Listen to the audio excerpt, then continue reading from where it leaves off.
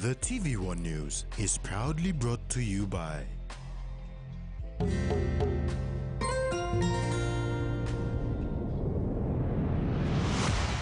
BSP, our bank, our people.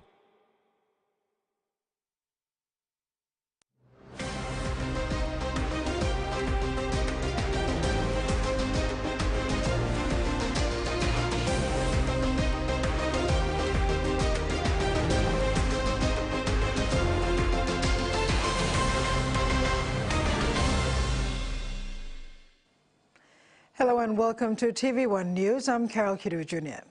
And I'm Rex Lita. I will join you later in the sports segment.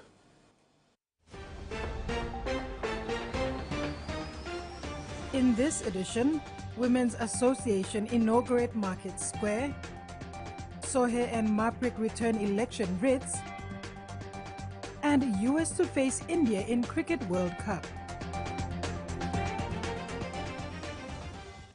The Porgera riverine landowners have issued a stern warning to Barrick New Guinea Limited and New Porgera Limited not to dispose of mill tailings and other erodible waste into the Porgera River without proper consultation and consent from the landowners. The landowners in a statement said the waste discharged into the river has caused environmental damage to the river system. Porgera Riverine Landowners Chairman Peter Papo has raised concerns that no consent has been granted to the New Porgera Limited and Barrick New Guinea Limited for any dumping of waste into the Porgera River. Therefore, he said no dumping must be made until the landowners understand the benefits outlined in the agreements. He said NPL must obtain consent through a formal compensation agreement following the completion of the Community Development Agreement before any further discharges from the Anave Mill, as the landowners are still seeking clarification on how their 30-year legacy issue will be addressed.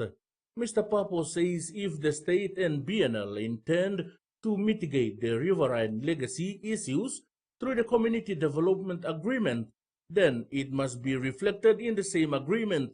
Furthermore, the state, the Conservation and Environment Protection Authority, and NPL must advise clearly as to when they will facilitate negotiations for a compensation agreement under Section 87 of the Environment Act 2000 for new damages under New Porgera Limited, as they want it to happen as soon as the CDA is concluded.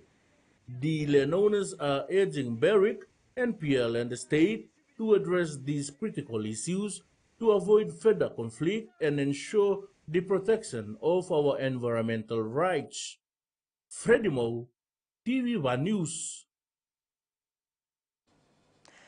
Food, water and energy are all important, and Papua New Guinea is fortunate to possess these resources in abundance, and proper utilization could bring significant benefits. Prime Minister James Marape highlighted this when launching the National Agriculture Sector Plan 2024 to 2033, emphasizing the importance of employment creation through agriculture in Papua New Guinea. The National Agriculture Sector Plan launched this week aims to create opportunities for all, including youth and women, and to improve the quality of life in rural villages, transforming them into economically vibrant communities. Prime Minister James Marape announced at the launch the government's intention to provide funding support of up to 1 billion kina for the Agriculture Plan 2024 to 2033. He challenged all Papua New Guineans to fully utilize land and the valuable resources, which gives us an advantage over other people around the world, especially those who do not have many resources to work with. The government stressed that the Agriculture Sector Plan is a guide to a productive nation, with PNG blessed with richness in land suitable for agricultural produce and livestock that can be transformed from subsistence farming to commercial. He urged all districts and provinces to take ownership to develop their land for agriculture. Susan Oreape, TV1 News. In a momentous occasion marked by celebration and empowerment, the Vabukori Women's Development Association proudly inaugurated the VWDA Market Square this morning. The project, costing almost 48,000 kina, funded by the British High Commission, stands as a beacon of women's economic empowerment and marks a significant milestone in the journey towards gender equality in Papua New Guinea. In a landmark moment for women's empowerment in Papua New Guinea, the Vabukori Women's Development Association celebrated the grand opening of the VWDA Market Square this morning, supported by funding from the British High Commission. The event, graced by esteemed guests including the Guest of Honor and Macro British High Commissioner to Papua New Guinea, showcased the collaborative effort that brought the project to fruition. This project is one of a number of activities that the British High Commission supports to promote women's rights and women's economic empowerment in Papua New Guinea, including work to support women-led SMEs through our Trade for Development programme. We have been very pleased to support the development of this market space, which will provide a safe and secure environment within the village for women to sell their produce and their handicrafts, to earn income to support their families. High Commissioner Anne Macro highlighted the British High Commission's commitment to advancing women's rights and economic empowerment in the region, echoing the sentiments of empowerment shared by VWDA patron Lady Tufi Dadai. Lady Dadai's address resonated with attendees, emphasizing the importance of seizing the opportunity provided by the VWDA Market Square to market products, acquire new skills, and achieve financial independence. She expressed her belief that the initiative would pave the way for women to attain economic autonomy and success. It provides women the opportunity to explore avenues to get creative in the production of goods and services. The opportunity also exists for women to learn from each other about various skills and techniques of producing a product to better themselves. Although unable to attend, member for Moresby South and Minister for Foreign Affairs Justin Kichenko was acknowledged for his unwavering support of women's empowerment. Additionally, the contributions of valued partners and sponsors, including ExxonMobil, PNG, and KLG and Company Business Consultants, were recognized for their pivotal role in the project's realization. The event was graced by community leaders, including Reverend Maso Saraya and his wife, village councillor Rahe Rao, and representatives from neighboring women's associations. Presidents from the Pari Women's Association, Kira Kira Women's Association, and Tarama Kiru Kiru Women's Association added to the spirit of solidarity and collaboration. With its inaugural market scheduled for July 6th, the VWDA Market Square stands as a testament to the resilience and determination of women in Vabukori, poised to serve as a platform for economic growth and empowerment for generations to come. Master trainers from the National Statistical Office and other lead organization and line agencies were in Eastern Highlands recently to conduct a census training for individuals from the province's 8 districts who will be census coordinators. 24 individuals representing the 24 LLGs in the districts attended this vital training. A training workshop for census coordinators was conducted recently for 24 people representing each LLG in the Eastern Highlands province. Peter Gaire, Director Corporate Services of the Provincial Administration, officiated at the opening of the training on behalf of Provincial Administrator Alan Loss. Gaire stressed the importance of the census training, saying the government needs this information in order to plan for development across the country. After doing the training, the census coordinators will impart the knowledge and skills to their respective ward field emulators. Provincial Census Coordinator James Sipa acknowledged the master trainers from the National Statistics Office and partner line agencies for running the training. The National Population and Housing Census is conducted every 10 years. This year's exercise begins this July at a cost of 153 million kina. Salome Vincent, TVWAN News. Election writs for Sohe and Maprik Open were returned today. The writs were handed over to the Governor-General Chief Sir Bob Dodai at the Governor House in Port Moresby. In a small yet significant ceremony at the Government House today, Governor-General Grand Chief Sir Bob Dodai received writs for Sohe and Maprik Open electorates. The Maprik seat was left vacant after sudden passing of sitting MP Gabriel Capris, while a by-election for Sohe was conducted after a Supreme Court decision on grounds of bravery by the sitting MP. After a successful by-election, Libet Capris, son of the former MP, was elected as member-elect for Maprik, while Andrew Amuli was voted member-elect for Sohe Open. PNG Electoral Commission Simon Sinai said the return of writs paves way for the members of Parliament to move service delivery for the people. Mostly people from Maprik in the East Peak and people from Oro and especially Sohe. This gathering here signifies the completion of the elections of the two by-elections, Sohe Open Electorate and Maprik Open Electorate.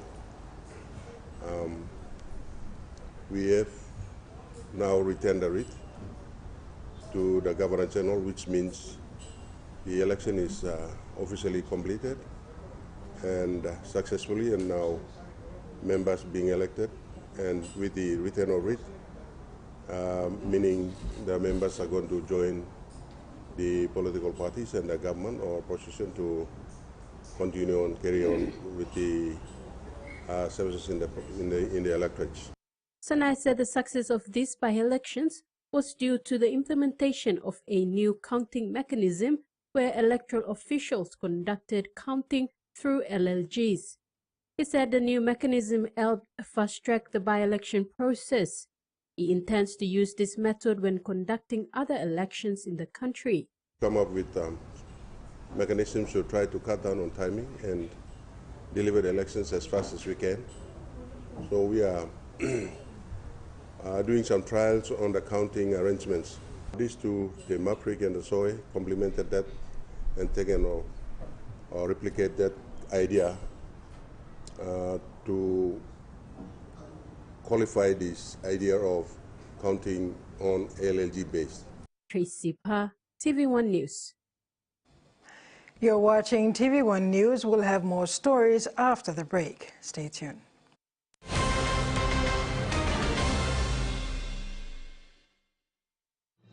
Experience a convenient and smarter way to do your banking with BSP Mobile Banking. You don't have to leave the office or your home to pay for bills. You can view your account balance, transfer funds, top up phone credits, or purchase Easy Pay units wherever you are. Visit your BSP branch today to register now for BSP Mobile Banking. BSP Mobile Banking, the smarter way to bank. BSP, our bank, our people. Hiya, Mama. You wait then, but me add him special flavor. Put in more flavor, put in more taste. Magic kakaro, get up a big smile on face. Time for kim chicken, a great kumutu. Sip, sip, da mumu, yes, magic on you. Maggi, the taste PNG loves. Open Nets.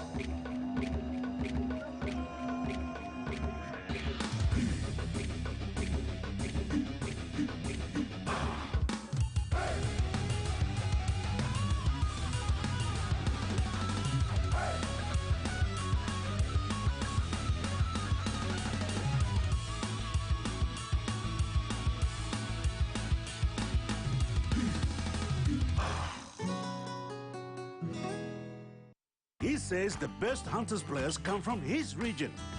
So does she. But there's one thing that brings everyone together. SB Lager, Volume Yummy. A quick favorite meal for the day does feel good. Snacks noodles is my choice for a simple meal. It is easy to prepare and fast to cook. And with a touch of flavor and ingredients, quality noodles that can be cooked and enjoyed in many different ways. You see, my whole family loves it. It's made here in PNG and comes in different pack sizes. Snacks noodles, tastier but you like it more.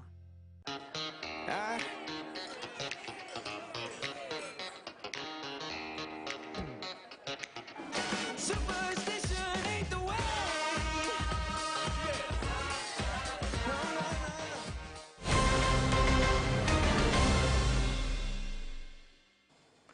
Welcome back.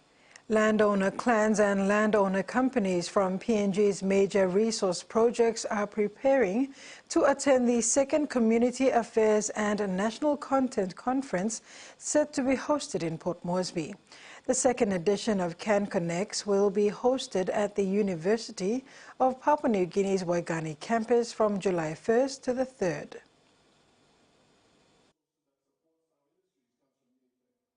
The first edition of the Community Affairs and National Content Conference and Expo, or Can Connects, was held in Lae from August 28th to the 30th last year, drawing rave reviews from landowners and around 800 attendees representing all major resource project operators, contractors and suppliers, and landowner companies from all resource project areas. This year, the second edition of Can Connects will be hosted at the University of Papua New Guinea's Waigani campus from July 1st to the 3rd. The PNG Chamber of Resources and Energy outlined that with a few weeks left before the July event, landowner clans and companies are registering in large numbers. Can Connects 24 will be held as part of the inaugural PNG Resources Week run by PNG Core and will comprise Can Connects 24 from the 1st to the 3rd of July, PNG Core Career Fair on July 3rd, and the PNG Resources Summit on the 4th of July and the PNG Resources Dinner on the evening of July 4th. Can Connects will feature 48 speakers, with Prime Minister James Marape invited to deliver an address on national content, and sessions to be held on topics as diverse as national content, landowner identification, benefits sharing, landowner company success stories, PNG disaster responses, Bougainville, lessons from closure and an eye to the future, Misima, mining closure case study, and Pogera, lessons from closure and restart. PNG Core President Anthony Smare was delighted by the interest from stakeholders who are registering either through their projects, via the Mineral Resources Development Company, or their landowner companies. Kamela Guare, TVWAN News. The most basic human need for health and well-being is having access to clean water, sanitation and hygiene. For students at the Butibam Elementary and Primary Schools, accessing safe drinking water will no longer be a problem, thanks to a water security project under the PNG-Australia partnership. The majority of students attending the Butibam Elementary School and Butibam Primary School in Lae are from the nearby Bumbu settlement, where safe water and electricity is an issue. This morning, the Australian High Commission Minister Councillor Penny Morton met with the Morobe Provincial Administrator Max Bruton and his team, where a presentation of 500,000 kina was made. The 500,000 kina is part of the provincial administration's co-contribution to Australia's 6 million kina funding contribution, which will be used to construct water facilities at selected elementary schools across Morobe. Provincial Administrator, thank you again very much for your 500,000 kina contribution to the Water Security Project, which will support 28 schools, which will enable teachers and students to have safe and clean water so that they can have a good learning experience. We were just talking this morning about the number of projects that we have in Morabo province, which cut across the health sector, the education sector, the law and justice sector, a new partnership that we're commencing there.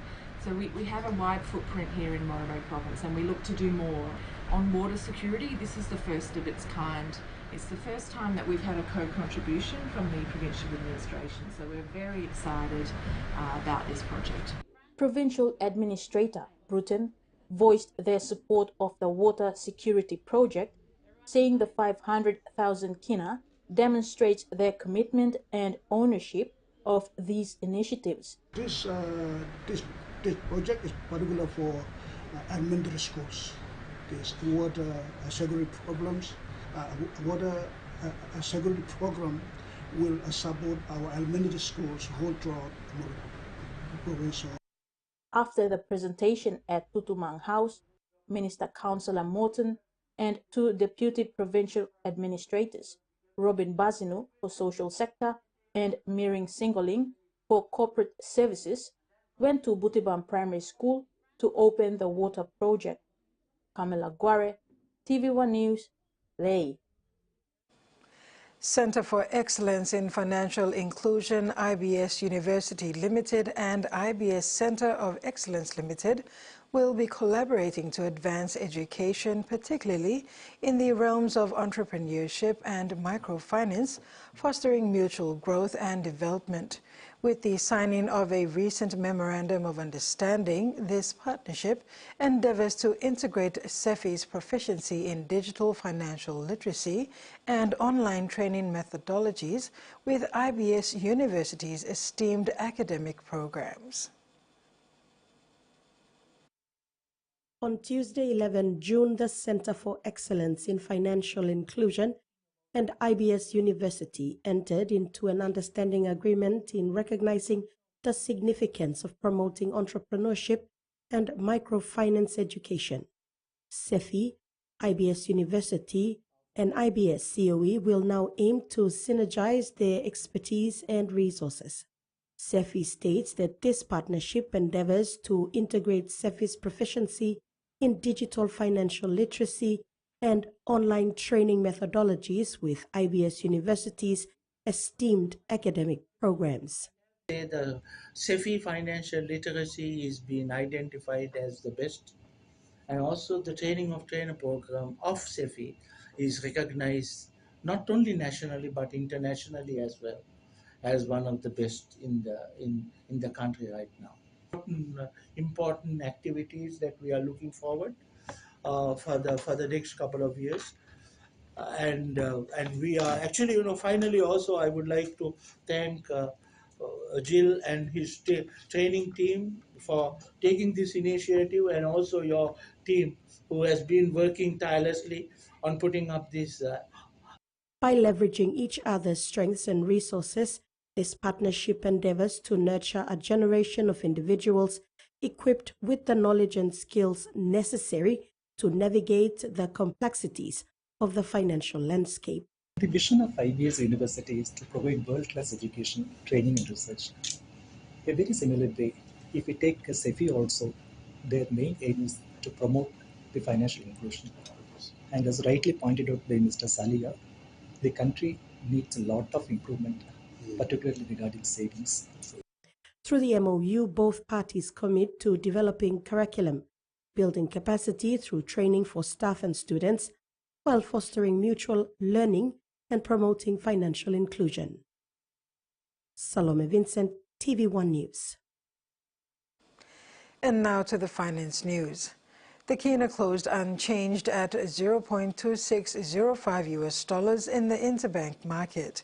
At Bank South Pacific, our kina was buying $0.2503 US, $0.3801 Australian dollars, $0.2280 euro, and 39.48 Japanese yen. Looking at commodity prices at New York close, gold and crude oil closed higher. The rest closed the day lower.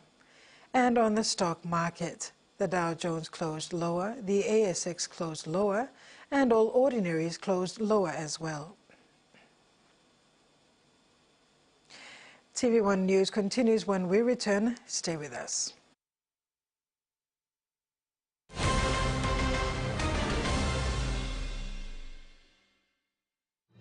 Experience a convenient and smarter way to do your banking with BSB Mobile Banking. You don't have to leave the office or your home to pay for bills. You can view your account balance, transfer funds, top up phone credits, or purchase easy pay units wherever you are.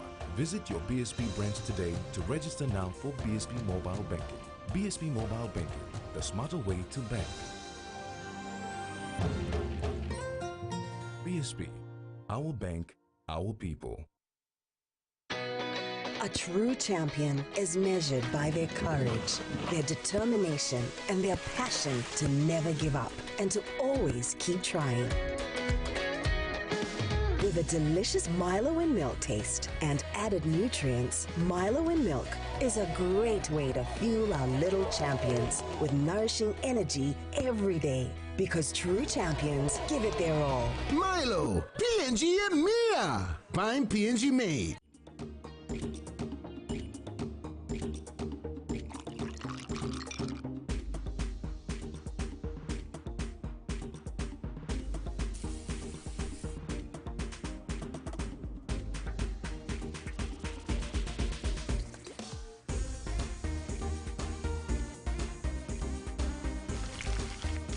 More clean, more sweet. Flame natural white sugar.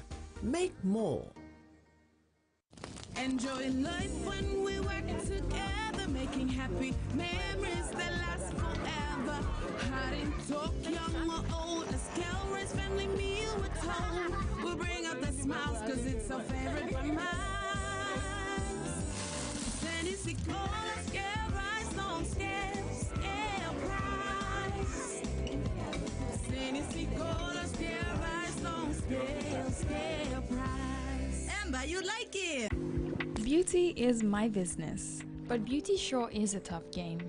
Filters are great, but great skin, better. And that's why my skin deserves the best. So I choose self-care, soaps that gently nourish my skin, resulting in a radiant look, made with tropical ingredients. I trust self-care from City Pharmacy, so bring it on! My skin is ready and so am I.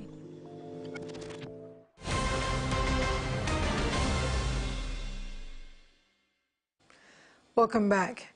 Hamas has given mediators its reply to the U.S.-backed proposal for a ceasefire in Gaza, seeking some amendments on the deal. The reply was short of an outright acceptance that the U.S. has been pushing for, but kept negotiations alive over an elusive halt to the 8-month war.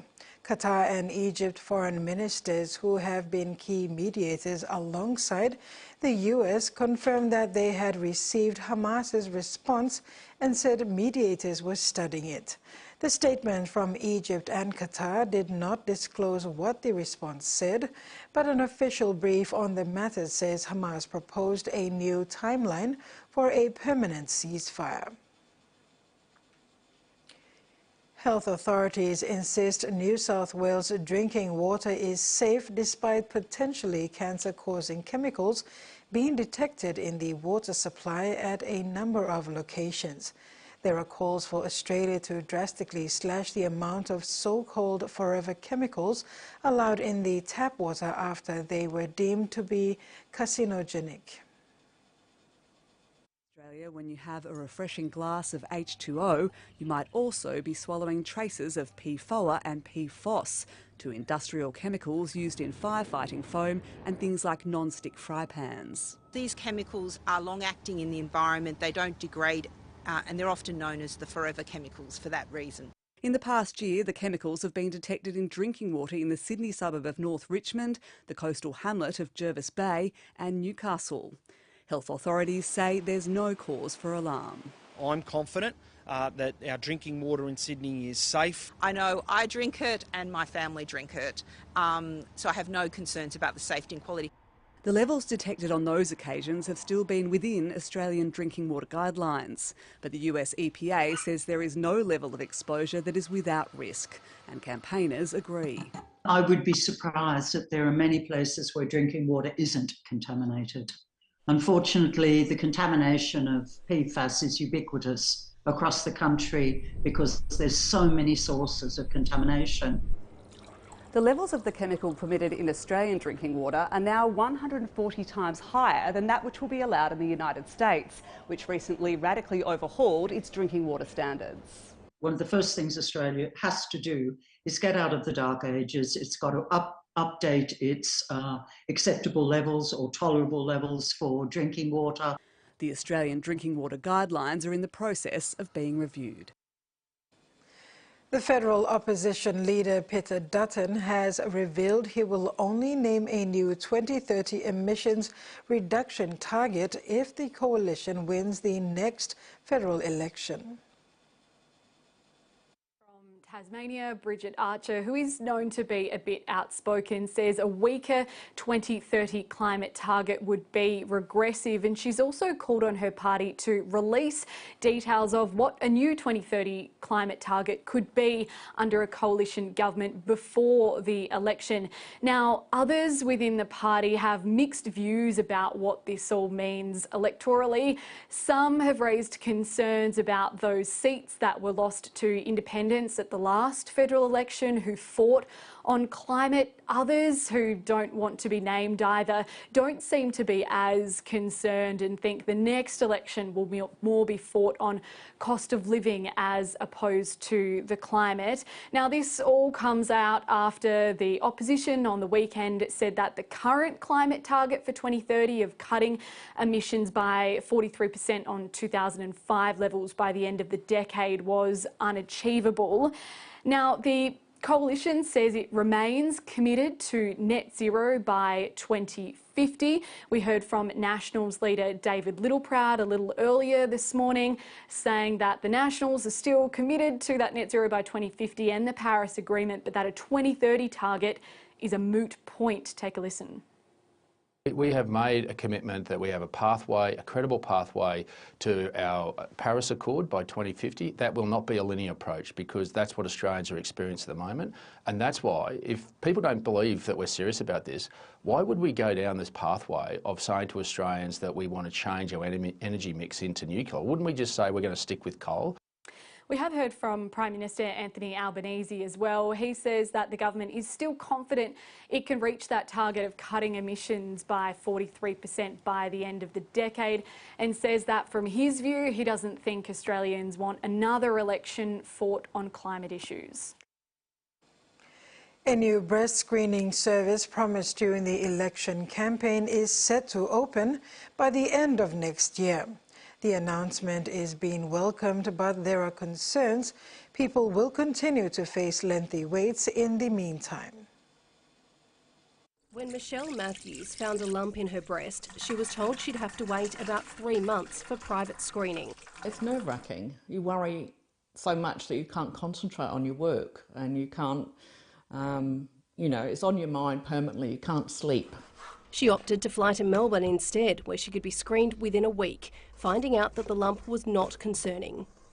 At the moment, women over 40 in Tasmania can have a routine mammogram for free every 2 years through the public sector.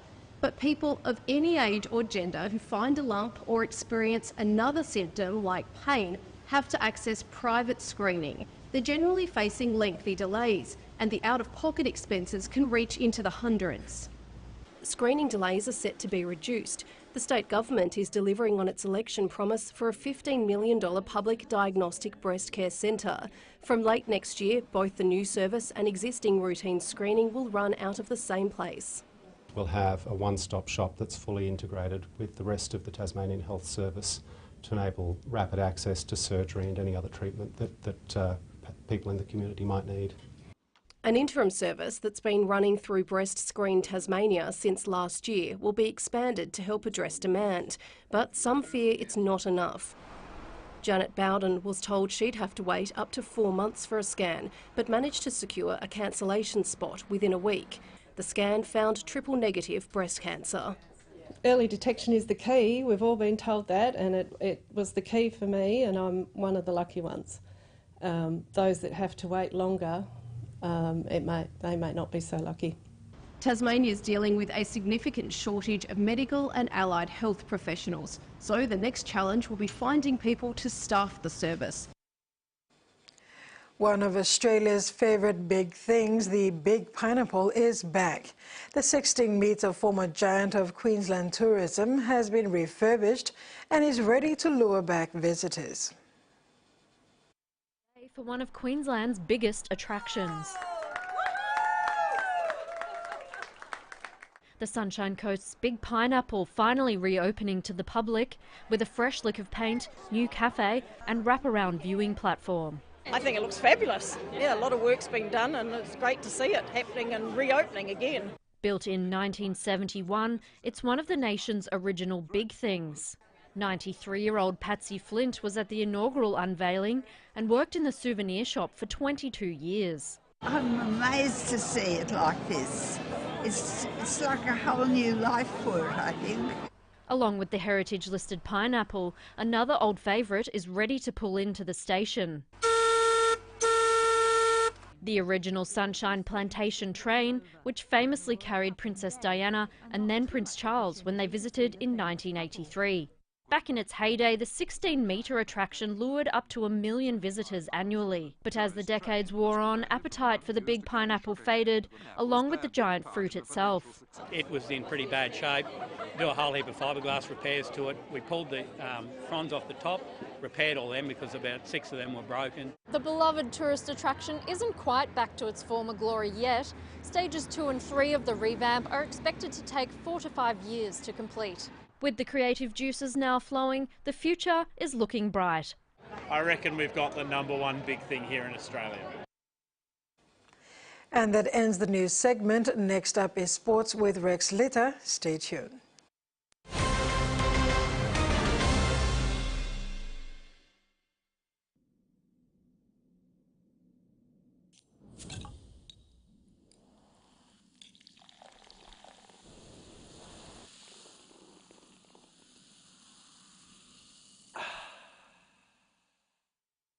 Hi, I'm Chef Jules Henow, and this is where my true inspiration for cooking started.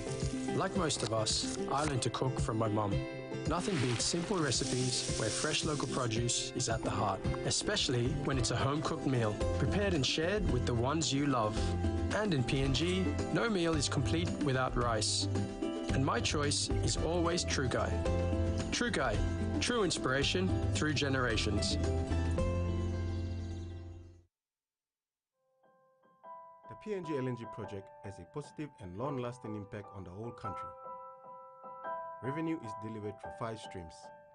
Equity distributions are paid to KPHL and MRDC based on the interest they hold. Tax is paid to IRC, while development levy and royalties are paid to DPE. For more information on direct and indirect benefits, visit PNG EITI's website. Paying for your PNG air ticket with Cell Money is now possible. Visit the website www.pngair.com.pg to make a booking and select Cell Money as the payment option. You will receive a confirmation email including Cell Money reference number and the amount to pay within 24 hours.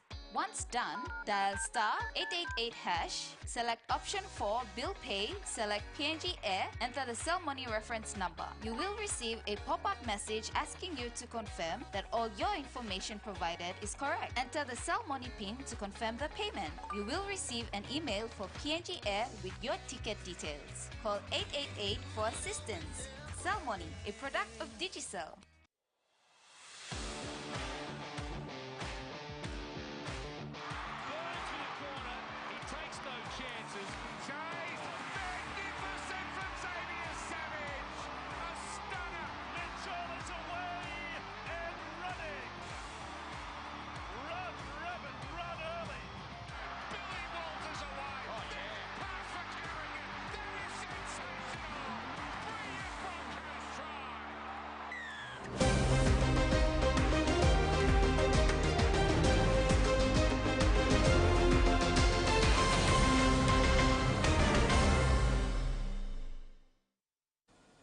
Welcome. PNG Basketball Federation has appointed Christopher Topper as the new executive officer as Ms. Kuslepan's tenure has ended. PBF PNG acknowledges Lepan for his commitment and service to basketball in Papua New Guinea and welcomes Topa to the role as they navigate to promote the sport in the country. President Emma YY expressed confidence in Topa's leadership. She said with vast experience, Topa would make a positive impact on the development of basketball in the country. When the OFC Men's Nations Cup was last held in 2016, Papua New Guinea came close to making history on home soil. 8 years on, and a new squad and a new head coach, Warren Moon, is set to lead the PNG side for the opening match against co-host Fiji in Suva this weekend. Papua New Guinea's head coach, Englishman Warren Moon, has the biggest responsibility in hand to go one better than 2016 and deliver Papua New Guinea its first ever Men's Nations Cup title. There is wealth of experience in the PNG squad, with several players selected fresh from Hekari United's OFC Men's Champions League campaign in Tahiti last month, including Ati Kepo, Yagi Yasasa and Dave Tumare. The team's preparation has benefited from their involvement in the inaugural FIFA series held earlier this year. Papua New Guinea traveled to Sri Lanka, where they played 2 matches, a draw with Sri Lanka before a 4-0 defeat to Central African Republic. Despite not registering a win, it proved a valuable experience for the side against teams outside the OFC Confederation. Overall, Coach Moon has been happy with his side's preparation ahead of the big kick-off and has taken the team to its final training leading up to the Fiji match. Papua New Guinea has been drawn in Pool B alongside co-host Fiji, Tahiti and Samoa in what should be a tightly contested affair. Despite the challenge, Moon is confident his side can make an impact in Suva. The PNG squad is being boosted by Tommy Semi, the Komalong brothers, Ati and Kolu Kepo, including Yagi Yasasa. Susan Oreape, TVWAN Sports. The re-energized KMHL Engamioks have got their title defense campaign back on track after picking up some good form of late. Mioks are currently seated at the top with 12 points after round 9 of DGCL ExxonMobil Cup. Beginning of the 2024 season, there were reports of a number of marquee players named leaving camp at their own accord to sign up with other rival franchise clubs in their most recent run of success is anything to go by.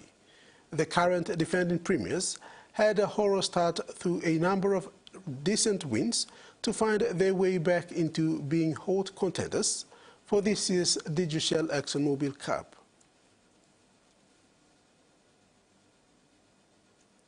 The Central Dabaris franchise wrapped up its Junior Rugby League competition for Hiri West on Sunday at the Port Moresby Southside Stadium.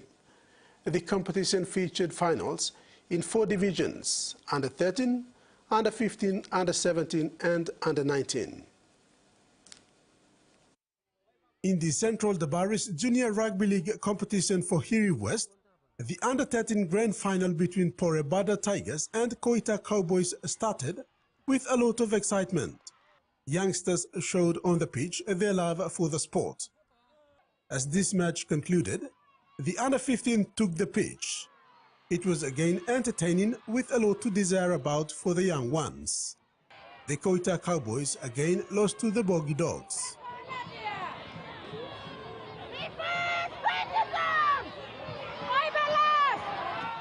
Koita Cowboys, having lost its under-13 and under-15 matches earlier, came in with intent to win the under-17 encounter, but succumbed to a narrow defeat 6-8 to Tuhava Broncos. In the under-19 division match, Siabo Traders came from behind to break the hearts of Koita Cowboys 12-8 in another strong show from the young rugby league talents from the Hiri West Central Province. The entertaining rugby feast ended on the high note with trophy presentations. The Central Dabaris Junior Rugby League competition is not only part of the Central Dabaris Pathway program, but an important initiative in developing young football players as per PNG RFL's strategic plan. But I think in this case we just needed to make sure that there was an organized and structured competition that allows our young talent, especially from the rural areas, a pathway that helps them develop into better players. Specifically for the Central Dabaris franchise at the elite level, we need to have players that we can draw from. And having a competition like this right across the province allows us to identify talent, recruit them, put them into a proper high-performance program so that we're sustainable over the next few years. And that's basically what this program is about. The next Junior Rugby League tournament will be held in Koyari. United States host India in Group A's top-of-the-table clash in the ICC T20 World Cup Thursday at Nassau Cricket International Stadium, New York.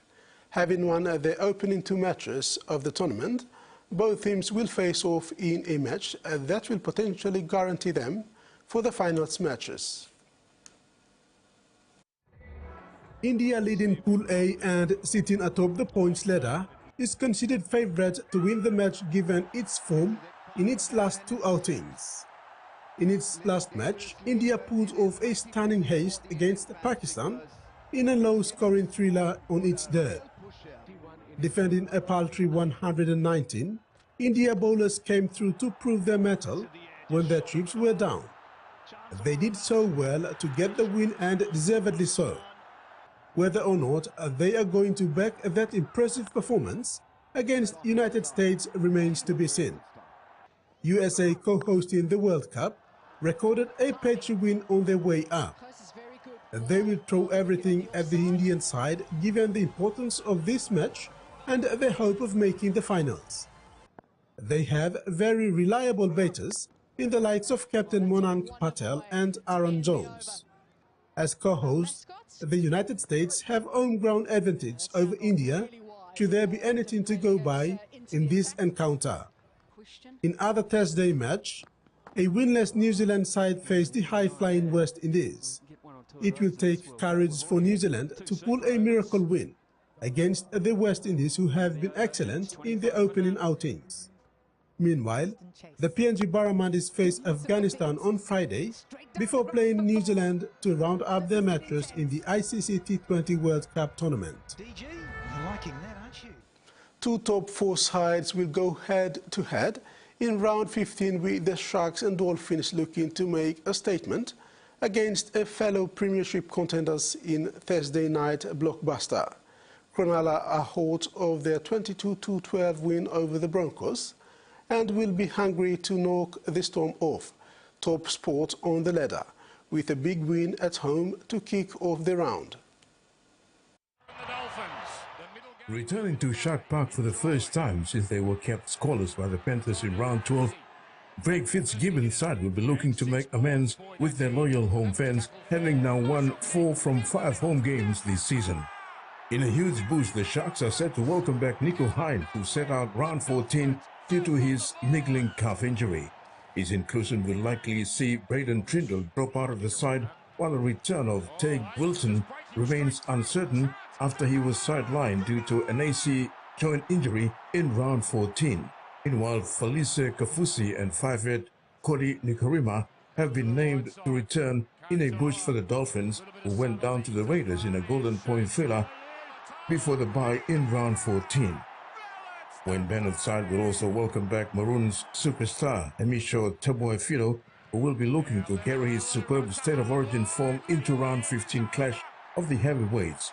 Blues halfback Nico Hines returns after being rested from the Broncos game, so Daniel Atkinson reverts to 18th man.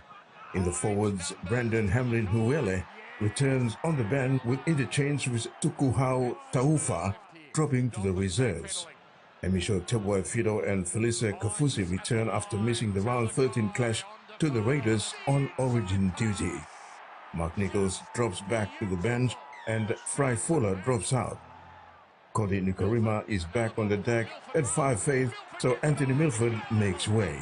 Tessie New is listed among the reserves as he works his way back from an ankle injury. Meanwhile, Jesse Brummett suffered a rib injury and is expected to take the field, which is a huge boost for the Dolphins, with initial fears he could be out for the season after the injury blow. If he can't take the field, Joe Sky has a strong chance of taking his spot in the starting side. Tom Flagler, meanwhile, is not expected to return this season. This is predicted to be a low-scoring game with Sharks to win. Harry Longwood, TV1 Sports. That's it for Sports, Carol. Thank you, Rex. And now we'll have the weather forecast for the main centres for the next 24 hours.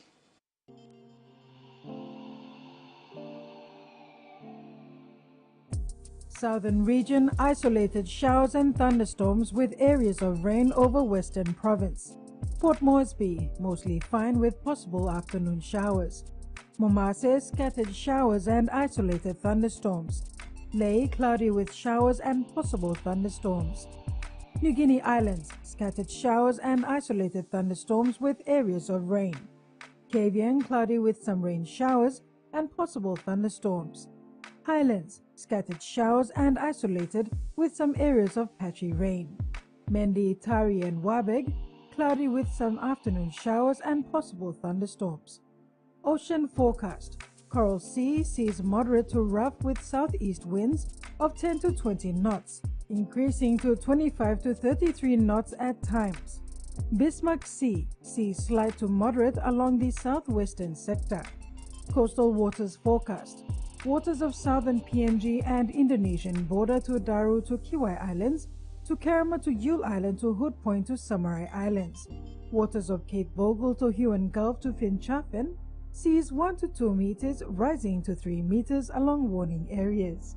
Waters of Finchafen through Vitius Strait to Siasi and Long Islands to Karkar Island, seas 2 to 3.5 meters. And that ends another edition of TV1 News. Thanks for your company. Have a pleasant evening. Bye for now.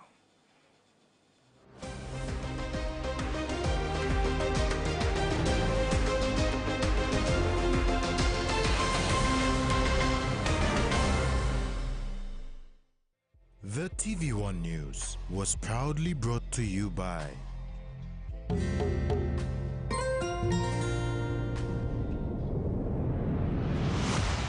BSP, our bank, our people.